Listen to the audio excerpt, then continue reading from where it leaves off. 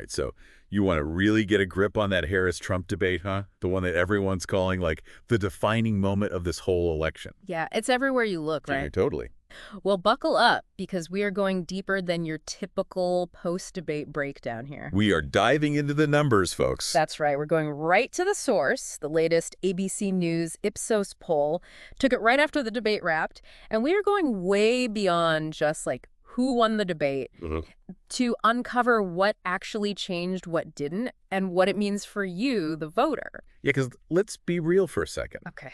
Nobody has time to sort through all the news and opinions and, The spin. the spin. Everyone's got an agenda, Yeah. right? You want the good stuff. You want, like, the insights that actually matter. And believe me, this election is just, it's like a buffet of fascinating data points. Some of them will really make you scratch your head. Oh, for sure. But let's start with the basics. Remember how close this whole race has been? Neck and neck, yeah. Right. Going into this debate, Harris, Trump, basically tied in the polls. Every news channel, every website, every pollster, everyone's on the edge of their seat, right? Oh, totally. You could, like, feel the tension in the air. Oh, right. And afterward, everyone had an opinion. Who landed the best punches, who, like, totally bombed, who stole the show. But here's the thing. Public opinion, it doesn't always translate to actual votes, and this is where the data gets really interesting. It's true. So the poll found that a good majority, 58%, thought Harris won the debate. That's a pretty solid win. Pretty decisive, right? In most books, that's a win. But here's the thing. Despite that clear win for Harris, the race, basically unchanged, deadlocked. Remember, it was close before, still a nail-biter now. It's like you're watching, like, this epic boxing match. Both fighters just keep coming back no matter how many times they get knocked down. I love that analogy. Yeah. It's perfect for this because it highlights exactly what this data tells us. We're looking at, and I mean deeply, deeply polarized voters. The vast, vast majority of people have picked a side and they've dug in, and nothing, not even a, amazing debate performance is changing their minds. So all those zingers, all those arguments, all those gotcha moments, they're not really convincing anybody who wasn't already convinced, are they? Exactly. And this is where we get into likely voter territory.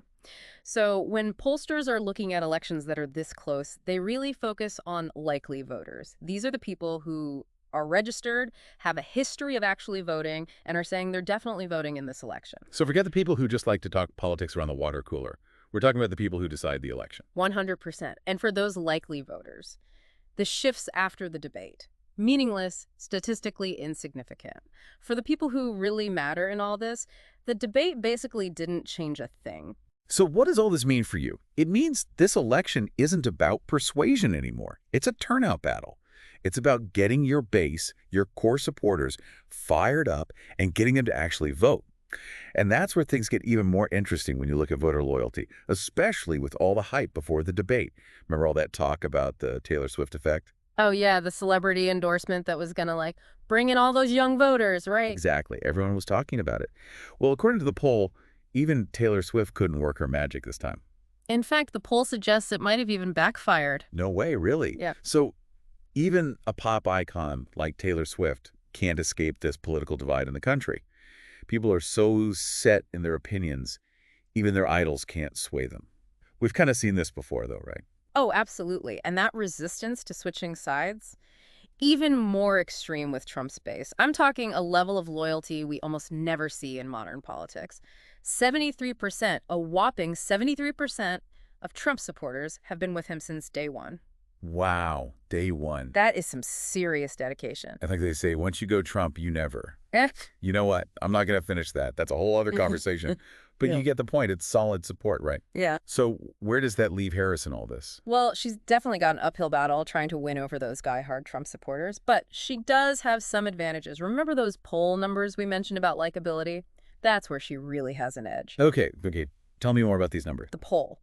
It showed that after the debate, a lot more people had a good feeling about Harris. 37% said they saw her more favorably, which is a big jump. Okay, that is huge. And especially when you compare it to Trump, almost double the number of people, twice as many, had a less favorable view of him after that debate. So she's not winning over the people who already love Trump. Right. She's Yeah, making a good impression on a lot of other voters. definitely. So what is it about her? What's making people like her more?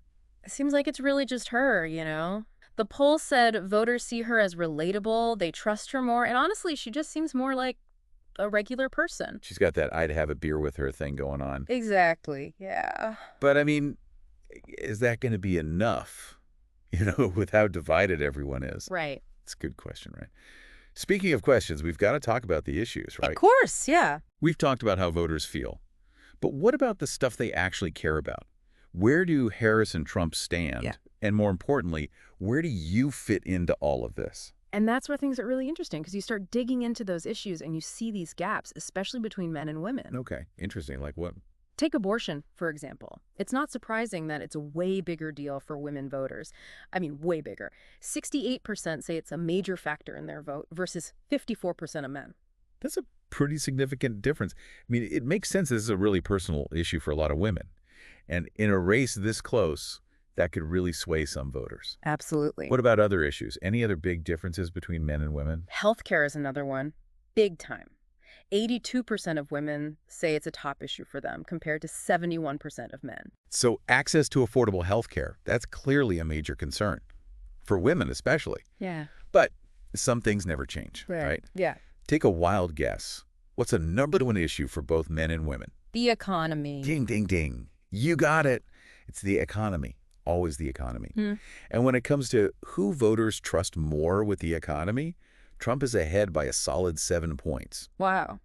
And unfortunately for Harris, he's also ahead on inflation. So Harris might be more likable, but Trump, he still has that whole economic anxiety card up his sleeve. And let's be real, in a race this tight, playing to your strengths, that's key. Yeah, for sure. But here's the thing. Just because voters trust Trump on the economy doesn't mean he's always right, And that's where that NPR fact check comes in. Exactly. We got to look beyond just who's winning on what issue. We got to look at the claims themselves because, well, let's just say politicians aren't always known for telling the truth, the whole truth, and nothing but the truth. You got that right. And that NPR fact check, wow, eye-opening. Especially when you look at some of the stuff Trump was saying about inflation during the debate. Remember those big claims? I do, yeah. Well, NPR decided to fact check them. And let's just say things weren't quite adding up. Interesting. Like, remember when he said that during his last term, there was basically no inflation? Yeah. Yeah, not exactly true. Oh, really? Yeah, someone needs a little econ lesson, am I right?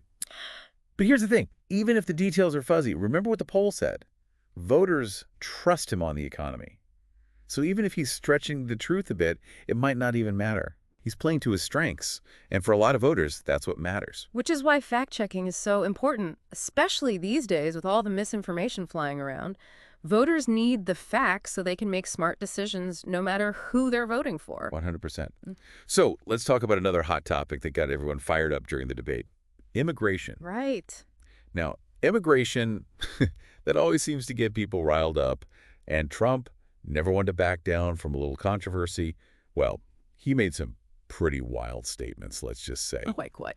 Like he was going on about how immigrants were taking over small towns and, get this, eating the dogs in Springfield, Ohio. Oh, wow. It was classic Trump, playing on people's fears, exaggerating things to make it sound like everything's falling apart. And NPR checked it out. Those claims, totally baseless. But again, it's all strategy, right? He knows how to get his base fired up. And sometimes, even if what he's saying is totally out there, it still has an impact. It's a tactic we've seen him use before, and unfortunately, it seems to work on a certain part of his base. Yeah. But for people who genuinely want solutions, not just someone to blame, this kind of talk isn't going to win them over. It's like he's just throwing red meat to the wolves. Yeah. Right. And speaking of issues that get people riled up, we can't forget about abortion.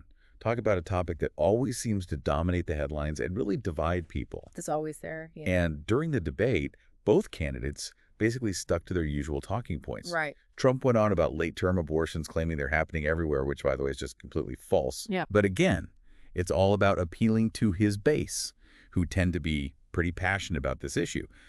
Meanwhile, Harris, she gave a really powerful defense of a woman's right to choose.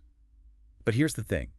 None of what either of them said is likely to change the minds of people who haven't already made up their minds. Exactly, because remember, those poll results People's views on abortion are so deeply held that it's very unlikely that a speech or debate performance is going to change anyone's mind. It is stalemate. It is, It's yeah. like those two sides in a tug-of-war, just pulling and pulling, but no one's budging an inch. Yeah. So here we are back to square one. Mm.